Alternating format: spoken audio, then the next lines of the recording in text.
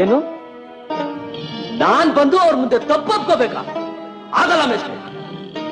ನೀನ್ ಹೀಗೆ ಹಠ ಹಿಡಿದ್ರೆ ಕಾಲೇಜಿಗೆ ಕಾಲ್ ಹಿಡ್ದಾಗೆ ಡಿಬಾರ್ ಮಾಡ್ತಾರೆ, ಪೊಲೀಸ್ ಹ್ಯಾಂಡ್ ಓವರ್ ಮಾಡ್ತಾರೆ. ಅಷ್ಟೇ ತಾನೆ ಮೇಷ್ಟ್ರೆ? ನಾನ್ ಕಾಲೇಜಲ್ಲಿದ್ರು ಒಂದೇ, ಲಾಕಪ್ ನಲ್ಲಿದ್ರು ಒಂದೇ, ಯಾವುದಕ್ಕೂ ಸಿದ್ಧ. ಅಲ್ಲಪ್ಪ ರಾಮಾಚಾರಿ, ನೀ ಚಿಕ್ಕ ವಯಸ್ಸಿಂದಲೂ ಹಠ, ರೋಷ, ದ್ವೇಷ, ಪ್ರತೀಕಾರ ಇಂಥ ಕೆಟ್ಟ ಗುಣಗಳನ್ನೇ ಬೆಳೆಸ್ಕೋತಾ ಬಂದುಬಿಟ್ಟೆ.